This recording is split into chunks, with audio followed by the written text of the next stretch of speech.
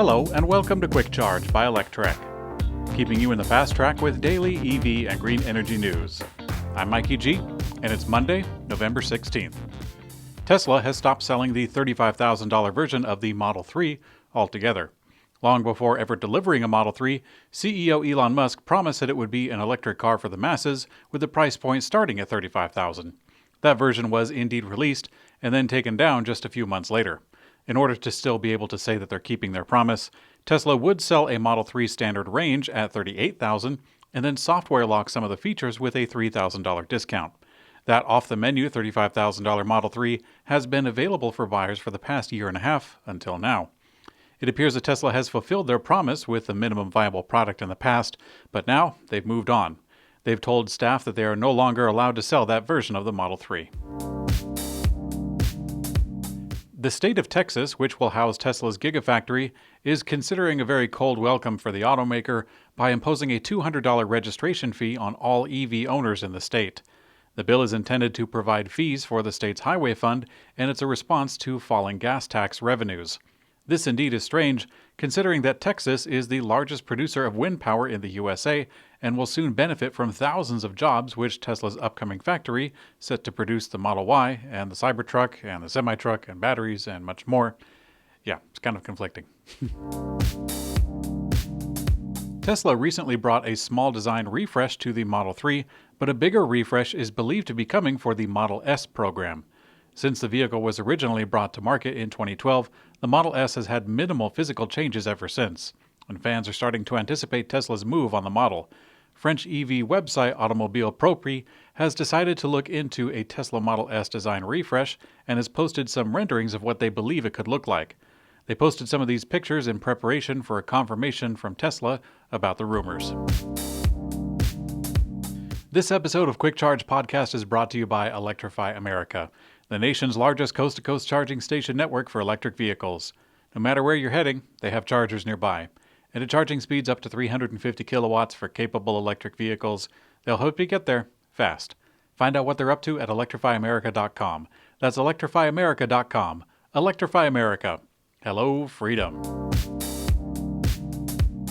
The Volkswagen Group just announced that it's accelerating its investments in software, electric vehicles, and self-driving technology, and they're not shying away from the fact that the goal is to catch up to Tesla. The announcement reads in part, quote, "As decided in Planning Round 6-9, the group will spend around 73 billion euros on electrification, hybrid powertrains, and digital technology over the next 5 years." Now, in comments following the announcement, Volkswagen CEO Herbert Diess said, quote, "Yes, it's going to be a race with Tesla." The Fremont Tesla factory is producing over 500,000 vehicles per year, and they're ramping things up with 3 other locations. The automaker is establishing a lead in terms of production capacity. And in response, Volkswagen is investing to convert many factories to produce electric vehicles across all of their brands. An electric vehicle pickup known as Lordstown Motors says that they received 50,000 pre-orders for their Endurance electric pickup truck, each of them putting down $100. Some updates came with the exciting announcement, and they are as follows. Lordstown says that they are currently building and testing Alpha 2 prototypes of the Endurance. They will increase their hiring efforts to around 1,500 by the end of next year, building a California service center, and beginning construction on a battery and motor production facility. MercedesBenz has released new images of a less camouflaged EQA electric crossover prototype ahead of the launch of production versions. In 2017, the German automaker unveiled the EQA concept at the Frankfurt Auto Show, and at that time, it was a compact hatchback. Last year, they changed their strategy for the EQA and made the vehicle into a crossover, and now the prototype shown looks more like a sedan. Originally, the EQA was expected to be launched in late 2020, but new reports coming out of Germany indicate that the launch of the production version may be delayed until 2021. The German automaker is betting big on the EQA, which is expected to be the cheapest of all electric vehicles from Mercedes-Benz to date, and will compete with Tesla's popular Model 3 and Model Y. And in Electrek's Green Energy Brief, UK Prime Minister Boris Johnson this week expected to announce the sales of new ICE cars will be banned by 2030, moving the deadline forward from 2035. This is an attempt to jumpstart the market for EVs in the UK and accelerate the momentum towards reaching the country's Paris Agreement goal of net zero by 2050. The Tennessee Valley Authority last week announced that 2 100-megawatt solar farms are being built in the Tennessee Valley to support green energy for Vanderbilt University in Nashville and Google data centers in Bridgeport, Alabama and Clarksville, Tennessee.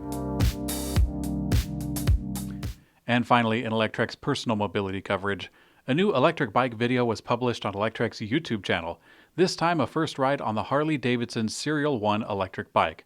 The high-quality bikes were found to be well-made, maintenance-free, and provide smooth and exciting pedal assist. You can find the full specifications and a link to our video on our website, electrek.co. Thanks for watching Quick Charge by Electrek. We also have an audio version on your favorite podcast player. I'm Mikey G, and I hope you have a great day.